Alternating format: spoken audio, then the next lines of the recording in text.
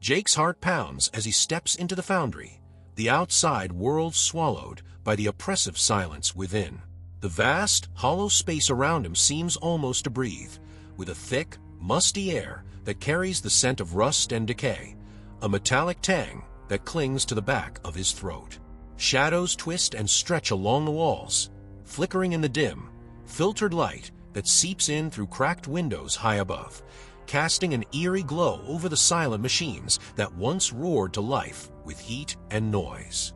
Each piece of machinery stands frozen, like a forgotten giant, left to rot in the stillness, a graveyard of iron and steel.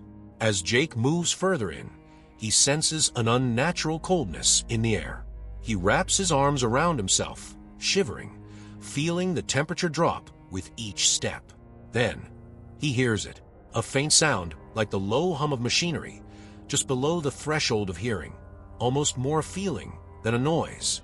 It resonates through the ground, subtle yet unmistakable, as though something deep within the foundry is still alive, still pulsing with the remnants of its brutal past.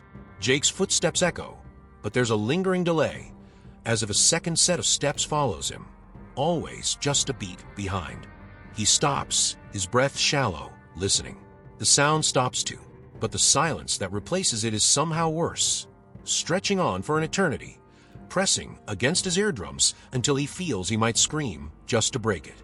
And then, somewhere in the darkness, comes a low, rhythmic clanging of metal against metal. The noise is distant, muffled, but the sharp, violent clangs send a chill down his spine, reverberating in the empty space like a heartbeat, growing louder, closer. It's the unmistakable sound of iron being struck. Hard, deliberate. Each blow a sinister reminder that this place was never meant to be silent. Jake's flashlight flickers as he turns towards the sound, his pulse racing. The beam of light dances across the machinery, casting monstrous shadows on the walls, twisting them into grotesque shapes that seem to shift and sway. Just as he's about to step back, he catches a glimpse of something out of the corner of his eye. A figure, faint, nearly invisible, standing at the edge of the light's reach, half hidden in shadow. It's a man, or what once was a man, dressed in faded work clothes, with empty, hollow eyes fixed on Jake. But as soon as he blinks, it's gone, leaving only the echo of the hammering in the air, as if the vision had been imprinted on his mind. A wave of nausea rises as the cold grows even sharper, biting into his skin, seeping through his clothes. Every instinct tells him to leave, to run from the suffocating darkness that seems to close in around him. But a strange, morbid curiosity anchors his feet to the floor, pulling him deeper into the foundry's haunted heart. He steps forward, and his foot lands in something wet. He looks down to see a thin trickle of blackened oil running along the floor, leading into the darkness ahead like a twisted invitation. Jake's hand trembles as he raises the flashlight, illuminating the trail, feeling the cold seep into his bones as he realizes it doesn't just look like oil. It looks like blood, thick and dark, disappearing into the shadows. With each step, he feels the weight of eyes on him, as though the foundry itself is watching, waiting. Somewhere in the darkness, a metallic creak echoes, followed by the slow, mournful wail of an iron door swinging open on rusted hinges. Jake knows that what awaits him in the depths of the foundry is beyond any nightmare he could ever imagine, but he can't turn back now. The foundry's silent pull is too strong, dragging him toward whatever unspeakable horrors lie within its shadowed walls. And with one last, steadying breath, he steps forward, plunging himself into the darkness that seems all too eager to consume him whole. As Jake delves deeper into the foundry, memories he's long buried begin to resurface, threading through his mind like shadowy phantoms. He remembers sitting by his grandfather's side, hearing stories of his days in a foundry not unlike this one. His grandfather had always been vague, brushing off Jake's curious questions with a haunted look in his eyes. And now, in this place steeped in silence and sorrow, Jake feels as though he's trespassing into his family's own dark history. The faint scent of burnt iron in the air is familiar, unsettlingly so, and it stirs something deep within him, an instinctual dread, as though he were stepping into a memory he never wanted to unlock. A flash of metal catches his eye, and he turns to see a small, half-buried hammer lying on the ground, rusted and worn with age. The sight of it sends a jolt through him. It's eerily similar to the hammer his grandfather kept on a shelf, a relic of his working days. Jake hesitates before bending down to pick it up. The weight is heavier than he expected, cold and unforgiving against his skin, as though it's holding on to decades of pain and toil. Carved into the handle, barely visible through layers of grime, is an insignia he recognizes from his childhood. A twisted iron serpent, the emblem his grandfather had shown him once, warning him never to return to the foundry where it was forged. With the hammer in his hand, Jake feels a cold shock crawl up his arm, an uncomfortable prickling that settles into a deep, aching cold. He lets go, but the feeling lingers, spreading through his fingers, as if the hammer itself has marked him. A faint ringing sound fills his ears, the same one his grandfather used to describe in his final days, a high-pitched, insistent tone that grows louder the closer Jake moves toward the heart of the foundry. It's as though the walls themselves are whispering, calling to him, awakening memories he cannot control. Then the lullaby begins, soft and faint, drifting through the air like a ghostly echo. Jake's heart skips a beat. It's the same lullaby his grandfather hummed to him as a child, a tune he hadn't heard in years, yet here it is, floating through the abandoned halls. The sound is low, melodic, but tinged with something darker, each note heavy with an unspoken sadness. The lullaby draws him forward, luring him toward the darkened corridors, deeper into the belly of the foundry. With every step, the tune grows clearer, sharper, yet hauntingly distorted, as if it's coming from another world, a world where his grandfather's spirit might still be trapped. His hands tremble as he clutches the flashlight, illuminating the narrow path ahead. In the shadows, he glimpses something that makes his blood run cold, a faded photograph pinned to a wall, its edges curling with age, the image faint but unmistakable. It's a picture of his grandfather, standing with his fellow workers, his face somber, almost fearful, as if he knew even then what fate awaited him. The other men in the photo have their faces blurred, obscured by smudges or perhaps by something more sinister, but Jake's grandfather is clear, his eyes seeming to stare straight at him through the lens, a silent warning etched into his gaze. As Jake stares at the photograph, a sudden pain flares across his shoulder. He pulls down his collar and finds a scar there, jagged and twisted, one he'd almost forgotten about. He remembers getting it as a child, but the memory is hazy, clouded by time. Now, in the heart of the foundry, the scar throbs with a deep, searing pain, as though it's connected to something within these walls, something his grandfather might have tried to protect him from. The thought claws at his mind, unsettling him. It's as if the foundry is peeling back layers of his past, forcing him to confront a part of himself he never wanted to face. A soft whisper fills the air, indistinct but unmistakably real. It's his name, uttered in a raspy, breathless voice, so close he can almost feel the warmth of the breath on his neck. He whirls around, but there's no one there, only shadows that seem to pulse and shift, watching him. The whisper comes again, Jake. It draws out, long and slow, filled with something ancient and knowing, like a voice from beyond the grave. A chill runs down his spine as he realizes that the foundry knows him, knows his bloodline, and is determined to draw him into its cursed legacy, just as it did with his grandfather. He's not just another intruder here. He is a descendant, bound to the secrets that haunt this place. With dread sinking into his bones, Jake grips the hammer tighter, knowing that whatever awaits him, it's tied to the darkness that claimed his grandfather. And as the lullaby continues to echo in his ears, he steps forward, deeper into the shadows, feeling that he is retracing footsteps meant only for the damned. As Jake moves deeper into the foundry's heart, the air grows thick and stale, heavy with a suffocating sense of dread. The whispers around him intensify, each voice blending into a mournful symphony that fills his head with words he can't quite make out, but feels deep within his bones. It's as though the walls themselves are alive, urging him forward, yet warning him of the inevitable. The weight of the hammer in his hand feels heavier, almost as if it's sinking into his grip, anchoring him to the ground.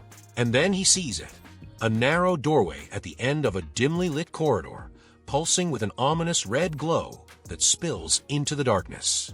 Jake approaches the doorway, hesitating on its threshold as a cold shiver grips his spine. Beyond it lies a cavernous room, at the center of which stands an ancient forge. Flames dance within it, glowing an unnatural crimson, illuminating the space with a blood-red light. The forge looks as though it has not been used in decades, yet it burns fiercely, its flames licking hungrily at the darkness around it. But it's not the fire that holds Jake's attention. It's the figure standing beside it, almost indistinguishable in the shadows, its form twisting and shifting with the flicker of the flames. The figure steps forward, revealing a man with hollow, empty eyes, dressed in tattered work clothes that seem to bleed into the shadows. Jake's heart races as he recognizes the man. It's his grandfather, or what's left of him, a spectral remnant bound to the foundry, chained by the weight of unfinished business.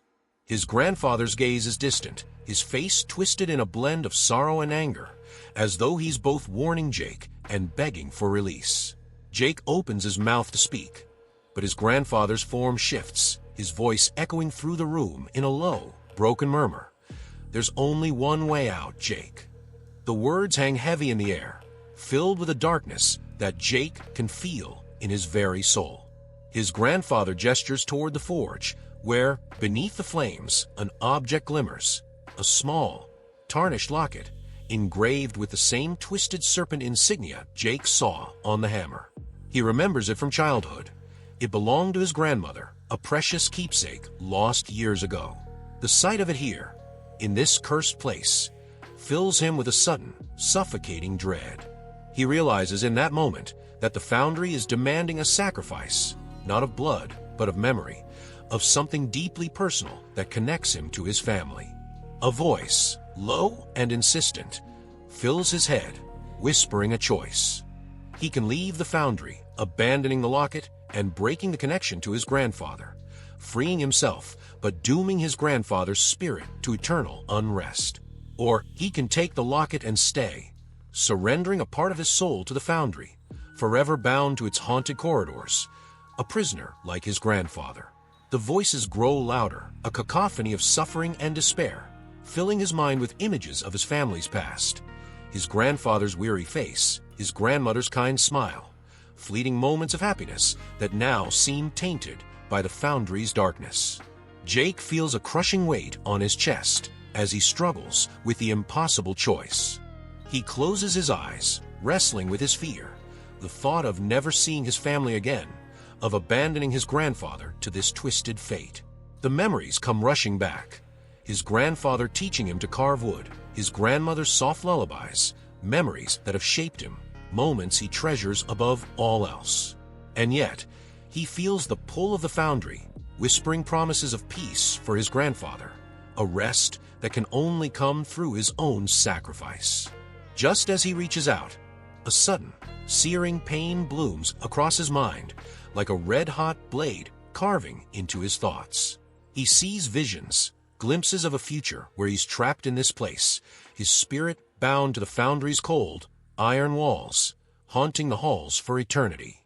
The terror claws at him, an unending nightmare from which he knows he may never escape. The forge's flames roar higher, brighter, casting long shadows that stretch across the room, consuming the light, as though the foundry itself is growing impatient, demanding his choice. With his heart racing, he clutches the locket, feeling the familiar cold metal against his skin, the faint warmth of memories it holds. Tears well up in his eyes as he understands the gravity of his decision. He whispers a quiet apology to his family, to the life he's leaving behind, knowing that by taking the locket, he is sealing his fate, binding himself to the foundry's darkness.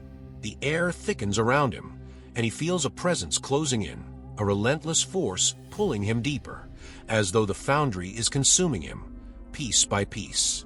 In the silence that follows, Jake opens his eyes, feeling both the weight of his choice and a strange, haunting peace settle over him.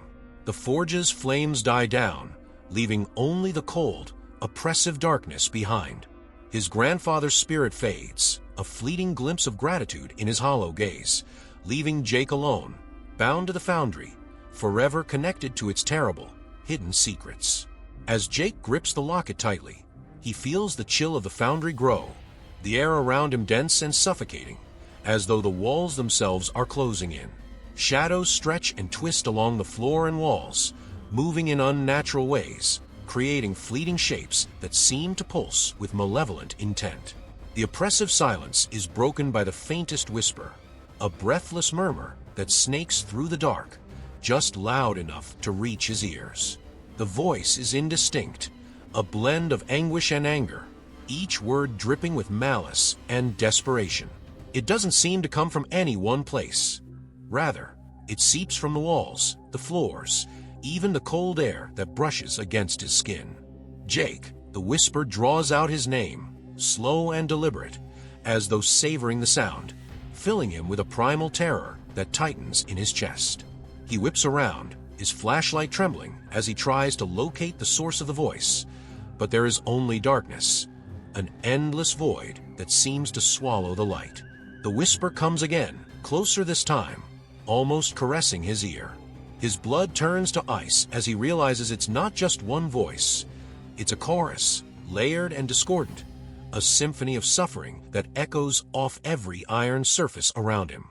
He steps back, his heart pounding, and catches a glimpse of movement in the shadows. A figure standing just at the edge of the light, barely visible, but unmistakably there. The figure wears the tattered clothing of a foundry worker, its form blurred and fragmented, as if it's trapped between this world and another. Jake's hand goes cold as he raises the flashlight, but the light only makes the figure flicker, splitting into dozens of ghostly faces, each one staring at him with hollow, accusing eyes. They're the faces of those who perished here. He realizes, their spirits still bound to the foundry, feeding off its darkness. As he backs away, the foundry itself seems to shift, the walls creaking and groaning as if alive. The machinery that lay silent now rattles, the faint sound of iron grinding against iron filling the space. Jake stumbles as a wave of nausea hits him, his senses overwhelmed by the oppressive presence closing in. He feels something cold and clammy brush against his arm, a hand, or the ghost of one, reaching from the shadows. He jerks away, but the sensation lingers, an icy reminder that he's surrounded, trapped within the foundry's haunted grasp. Then, a new sound emerges, faint at first, then growing louder. A slow, deliberate dragging of chains across the floor, coming from somewhere deep within the foundry. The metallic scrape grates on his nerves, each drag punctuated by a low, inhuman moan that echoes through the space. He tries to block out, but the sound grows, filling his mind with images of rusted chains and shackles, remnants of lives lost here, each link a reminder of the despair that has seeped into the very bones of the building. Suddenly, the shadows around him come alive, twisting and coiling like smoke, forming vague shapes that shift and distort with each heartbeat. The whispers grow louder, more insistent, filling his head with words he can't understand but that resonate with a profound, ancient pain. Faces flicker within the darkness, reaching out with twisted hands, their expressions twisted with fear, anger, and sorrow. He hears fragments of sentences, broken pleas, and desperate warnings, but they're all layered atop one another, creating a cacophony that makes his vision blur and his head spin. In a moment of panic, Jake closes his eyes, hoping to shut out the visions, but they only intensify. He sees flashes of past horrors, the foundry roaring with flames, workers toiling under brutal conditions, their faces covered in sweat and grime, their eyes hollow and defeated. He sees glimpses of his grandfather, young and weary, bound to this place by forces beyond his understanding. And then he sees himself, standing in the same spot, trapped within the foundry's twisted cycle, his face etched with the same haunted look of the souls around him. The whispers rise to a fever pitch, and Jake opens his eyes, gasping for breath. The foundry feels more alive than ever, the walls pulsing with a dark energy that seeps into his skin, into his mind. The machinery around him creaks, each piece groaning as though they remember the hands that once operated them. The spectral faces close in, their hollow eyes fixed on him, their mouths open in silent screams, pleading for release. Jake stumbles, his back pressing against a cold, rusted beam, the only thing holding him steady as the foundry's spirits close in, their whispers a relentless storm of despair. And then, in the midst of the chaos, he hears a single, distinct voice, his grandfather's. It's faint, barely audible, but clear, cutting through the noise like a beacon in the dark. "Jake, it's not too late. You can still leave." The words hang heavy in the air, a lifeline in the storm. But Jake knows that the choice isn't simple. Leaving means abandoning his grandfather's spirit, dooming him to suffer within the foundry's walls forever. The whisper in the shadows grows louder, more insistent, pressing him to stay, to surrender, to become one with the darkness that binds the place. His hands tremble as he stands at the crossroads, the shadows swirling around him, the foundry's ancient pains seeping into his mind, whispering promises of peace if he just gives in, lets himself fall into the darkness. The shadows pull at him, beckoning him into the depths of the foundry, their icy touch sinking into his skin, filling him with a cold that feels like death itself. He takes a shaky breath, feeling the weight of his grandfather's spirit beside him, torn between the path to freedom and the legacy that binds him to this haunted place. As Jake stands alone in the dim, suffocating silence of the foundry, he begins to feel a dark pull, an insidious force creeping into his mind, twisting his deepest fears into stark, vivid nightmares. Shadows flicker around him, shifting into shapes that defy logic, blurring the line between reality and hallucination. His breaths come shallow, and with each passing second, he feels his sense of self slipping away, gnawed at by the foundry's relentless hunger for terror. The once familiar machinery now looms over him like ancient monsters, their rusted gears and jagged metal parts resembling twisted limbs poised to strike. The whispers begin again, this time sharper, more desperate, like claws scratching against the inside of his skull. The voices coil around him, layering over each other in a distorted, ghostly symphony. Jake recognizes fragments of his own thoughts tangled in the voices, a reflection of his buried fears brought to life by the foundry's oppressive grip. His mind races with memories of childhood fears, anxieties he thought he'd long overcome, shadows that crept in his room at night, a sense of being watched, an overwhelming fear of drowning in the unknown. Here, those fears seem to take physical form, prowling the shadows, daring him to look, to confront the nightmares they have become. As Jake presses forward, every nerve in his body screams for him to run, to escape, but an invisible force binds him to the foundry, compelling him to stay, to face the horrors it has in store. His flashlight flickers, the beam slicing through the darkness only to reveal more of the foundry's horrific transformation. Rusted chains hang from the ceiling, swaying slightly, as though moved by a ghostly hand. Each creak sounds like a death rattle, a reminder of lives lost, and as the chains sway, they begin to emit faint, echoing screams. Jake's mind reels, unable to tell if these sounds are real or some twisted trick his own terror is playing on him. Suddenly, his flashlight catches a glimpse of something on the ground, a small puddle of dark liquid, thick and viscous. The light's reflection reveals a deep, unnatural crimson hue, like blood but darker, older. The sight makes his stomach turn, but he can't look away. He follows the trail with growing dread, the puddles thickening as he walks deeper into the foundry's depths.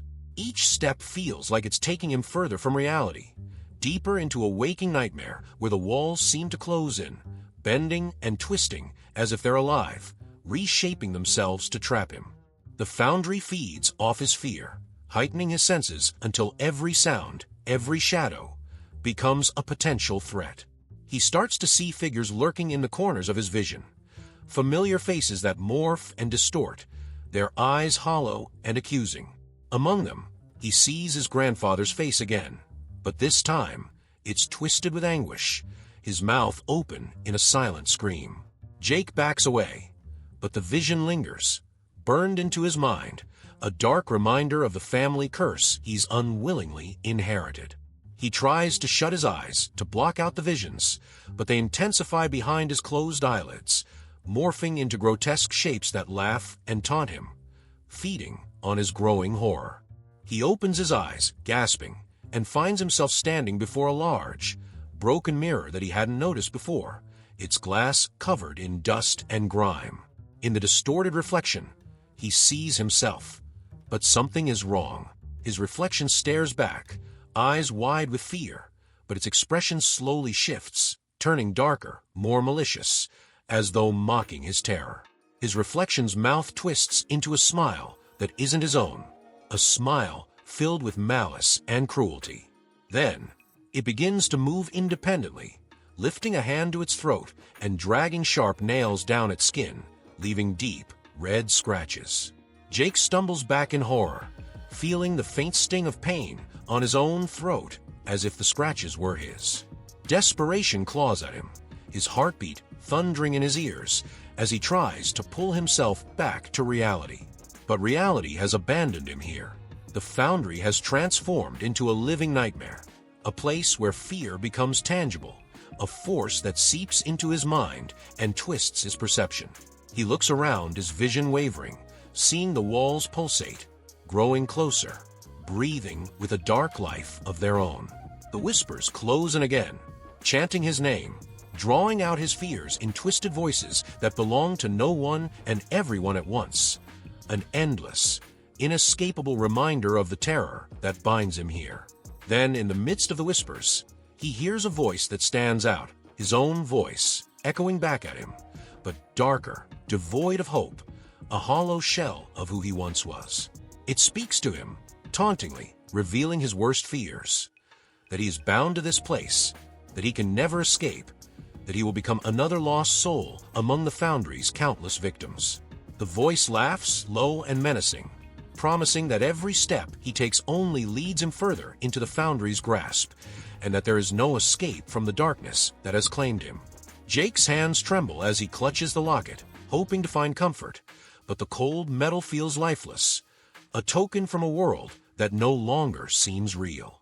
The Foundry's hold on him tightens, and he begins to doubt his own mind, questioning whether he ever had a life outside these walls, or if he's been here all along, a part of the Foundry's endless cycle of fear and suffering. His vision blurs, the walls shifting and melting, transforming into a vortex of shadows that swallow him whole, leaving only the sound of his heartbeat echoing in the silence. In this twisted, unending darkness, Jake faces the horrifying realization that his fear is not just his own. It is the Foundry's, an ancient, sentient terror that feeds on those it traps, binding their souls in a cycle of despair. And with that understanding, Jake feels a chilling acceptance settle over him, a resignation that perhaps this fear, this endless torment, is his fate. Jake's mind teeters on the edge of sanity as he stumbles deeper into the Foundry's core, each step feeling heavier, as though the air itself is thickening, pressing down on him with a weight he can't shake. The whispers have faded, replaced by an unnatural silence that wraps around him like a shroud, amplifying every sound he makes. His heart beats loud in his chest, a frantic rhythm that seems to echo off the iron walls, the only sound in this vast, lifeless space. The silence is oppressive, pregnant with the promise of something waiting, watching, ready to reveal itself in this final, horrifying confrontation. Ahead of him looms the central forge, an ancient iron structure that appears almost sentient in its grim, oppressive presence. The fire within flickers to life as he approaches, glowing a deep, unnatural red, casting long shadows that stretch across the walls, their edges sharp and jagged, like claws reaching out to drag him in. Jake feels the heat radiate from the flames, yet a bone-deep chill settles over him, as if the warmth is only a mask, hiding the icy darkness that lies at the heart of this cursed place. As he stands before the forge, a sudden realization pierces his mind. The foundry itself is alive, a dark entity bound to this world by the suffering of those who perished within its walls. It exists beyond the realm of the living, a creature forged from pain, fear, and despair, feeding on the souls of the damned. And now, it wants him. The iron walls close in, almost breathing, shifting as though the foundry is tightening its grip around him, drawing him into its iron heart. He knows now that he is not facing a place, but a presence, a malevolent force that has waited, patient and silent, for someone to cross its threshold once more. Then, out of the darkness, a figure appears, stepping forward as though emerging from the depths of the forge itself. It's his grandfather, or at least what's left of him, his face gaunt and hollow, eyes sunken and devoid of life. His form flickers like a dying flame, shifting between solid and transparent, tethered to this place by chains that seem to grow from the walls, binding him in an eternal prison. His grandfather's expression is one of infinite sorrow, yet there is an underlying sense of urgency, as though he's trying to convey something beyond words. Jake takes a trembling step forward, his voice barely a whisper, as he calls out, "Grandpa?" The figure looks at him, but there is no recognition in those hollow eyes, only a profound sadness that cuts through Jake's heart like a blade. His grandfather raises a hand, pointing toward the forge, where the flames surge, revealing a shape within. A dark, twisted mass, writhing and shifting, as though alive. Jake's skin crawls as he realizes what he's looking at. The souls of the foundry's victims, bound together in a grotesque, pulsating form, an amalgamation of agony and despair. They twist and coil around each other, trapped in an endless torment, their faces contorted in silent screams that stretch and twist, merging into one monstrous entity. A voice fills the air, low and guttural, not his grandfather's, but something far older, a sound that reverberates through Jake's bones, echoing in the very core of his being. "You carry his blood. You are bound to us. Just as he was." The voice is cold, devoid of any humanity, each word dripping with malice. Jake's grip on the locket tightens, the cold metal grounding him as the enormity of his fate settles over him.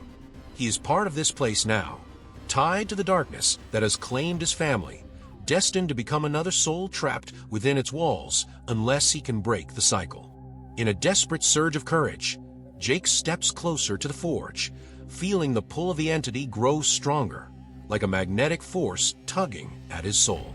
The twisted mass of souls shifts, writhing as though reacting to his presence, each face within it turning toward him, their eyes wide with a mix of fear and pleading. He understands now what must be done. The foundry wants his fear, his despair, his very essence. But it has fed on terror for too long. Perhaps defiance, courage, might weaken its hold. He must confront it, not as a victim, but as someone unafraid to look into its darkest depths. Summoning every ounce of courage, Jake raises the hammer he still holds, its weight strangely comforting. With a shout that echoes through the empty halls, he brings the hammer down onto the iron floor, the sound ringing out like a bell, shattering the silence. The entity recoils, its form rippling, each soul within it shrieking, the sound a piercing wail that shakes the very walls. Jake feels a surge of power, a strength he didn't know he had, as though his grandfather's spirit and the spirits of all those trapped are lending him their strength. The forge's flames flicker wildly, casting the room in a strobe of light and shadow as the foundry's dark presence writhes, weakened by his defiance. Jake steps forward, closer to the forge, his heart pounding with both fear and determination. He raises the locket, holding it above the flames, feeling the heat intensify, as though the foundry itself is fighting back, desperate to retain its hold. The faces within the dark mass scream, stretching toward him, their eyes wide with horror and desperation, pleading for release. With a final act of defiance, Jake throws the locket into the flames, watching as it sinks into the fire, the metal glowing bright before it melts away. A howl of rage erupts from the entity, a sound that echoes off every iron surface, rattling the walls and sending shivers down his spine. The foundry shakes, the walls groaning as though in agony, the chains clattering, falling from the ceiling. The dark mass writhes, twisting and contorting, its form beginning to disintegrate, each soul breaking free, vanishing in a flash of light as they are finally released from their torment. As the last remnants of the entity dissolve into the air, the foundry falls silent once more, the oppressive weight lifting, leaving only the faint echo of Jake's heartbeat in his ears. He feels a sudden, profound calm settle over him, a quiet peace that seems to fill the room as the spirits of those trapped find rest at last. His grandfather's form fades, his face softened by a look of gratitude and peace, a final goodbye as he is freed from the darkness that bound him. Jake stands alone in the silence, the flames within the forge now extinguished, leaving only the faint glow of embers, a reminder of the horror that once thrived here. He takes a deep breath, the air no longer thick with dread, but light, as if the foundry itself has finally released its hold. He knows the darkness will linger, a scar on this place, but its grip has been broken, its cycle shattered. And with one last glance at the empty foundry, he turns and steps into the dawn light, leaving the shadows behind. As Jake steps away from the forge, a chill sweeps over the foundry, colder and sharper than before, the air crackling with a malignant energy that seems to stir from the very walls around him. The darkness feels heavier, thickening into a suffocating shroud as an oppressive silence takes hold, even deeper than before. Just when he thinks he might have broken the foundry's grip, the shadows writhe and shift, merging together in a sickly, pulsing form that rises from the floor, towering before him. The entity that he thought he had defeated returns, no longer confined to the twisted mass of trapped souls. Now it stands as a singular, monstrous force, freed from its previous limitations, its true power unleashed. The creature looms, a shifting mass of shadows and iron, eyes glowing like embers in the depths of its featureless face. Its form is amorphous, constantly changing, sprouting sharp, jagged edges that flash like blades in the faint light, its movements silent but filled with malice. It hovers before him, a darkness that devours even the faintest glimmer, a void that pulses with the suffering of the countless souls it consumed over the decades. Jake can feel the hatred radiating from it, an ancient wrath that has been simmering, waiting for this moment to unleash its full fury. With a shudder, he realizes this is the Foundry's core essence, an entity that transcends life and death, born from years of suffering, pain, and fear. The spirits he thought he had freed were mere fragments, but this presence is something far older, something darker that the Foundry itself had been hiding, feeding, and nurturing in silence. The temperature drops further, his breath condensing in the air as he watches the creature shift and grow, its shadowy tendrils creeping along the floor, stretching out to encircle him. Jake raises the hammer, his knuckles white with fear, but he knows a simple tool won't be enough to defeat this. The entity lets out a low, guttural sound, almost like a growl, vibrating through the walls and rattling the very foundation of the foundry. The air thickens, pressing down on him, filling his lungs with a metallic taste as though he were breathing in rust and decay. He can feel the weight of every soul lost here, their pain flooding his mind in an unending torrent of sorrow and rage. His vision blurs, each memory flashing before his eyes, images of men and women bound to the foundry, their lives devoured by this insatiable darkness. In a surge of desperation, Jake closes his eyes, clutching at the remnants of courage he has left. He recalls his grandfather's final words, the fleeting look of peace in his eyes as he faded. Perhaps Jake realizes the entity feeds on fear. Its power lies not in its own form, but in the terror it instills. He opens his eyes, steeling himself as he forces his mind to resist the primal urge to flee, to scream, to surrender. His heartbeat slows, his breathing steadies, and with that, he senses the entity's rage spike, its form flickering, as though it senses his resolve weakening its hold. The creature lunges forward, its tendrils reaching for him, sharp and jagged, slicing through the air. Jake steps back, dodging the attack by a hair's breadth, the tendrils slamming into the iron floor with a resounding clang that echoes through the foundry. Sparks fly as they scrape across the metal, leaving deep, smoking gouges in the ground. He realizes it is trying to trap him, to corner him in this dark labyrinth, to force him to succumb to the terror it exudes. But he stands firm, meeting the creature's burning gaze with a defiant glare, refusing to yield. Then, in the silence between heartbeats, he hears a faint whisper, a distant echo that grows louder, voices of the freed souls murmuring through the walls, their words filled with quiet strength. They urge him forward, their presence lending him courage, each voice a reminder that he is not alone. Jake feels a strange warmth settle over him, a flickering light within the depths of his fear, and he understands what he must do. The Foundry's darkness may be powerful, but it cannot withstand the strength of those it tried to break. Gathering every ounce of strength, Jake steps toward the entity, his heart steady, his mind clear. The creature recoils, its form flickering with uncertainty, as though sensing the shift within him. He lifts the hammer high, the weight of generations echoing in his grip, and brings it down with a roar, striking the floor with a force that reverberates through the foundry. The walls shake, cracks spidering outward from the impact, the iron groaning as though in agony. The creature screeches, its form twisting and convulsing, its tendrils retracting as it struggles to maintain its grip on reality. But Jake doesn't stop. He brings the hammer down again and again, each strike shattering the darkness around him, the foundry itself seeming to crumble under the weight of his defiance. The creature lets out a final, blood-curdling scream, its form disintegrating, breaking apart into wisps of shadow that dissolve into the air. The oppressive darkness lifts, replaced by a silence that feels pure, untainted.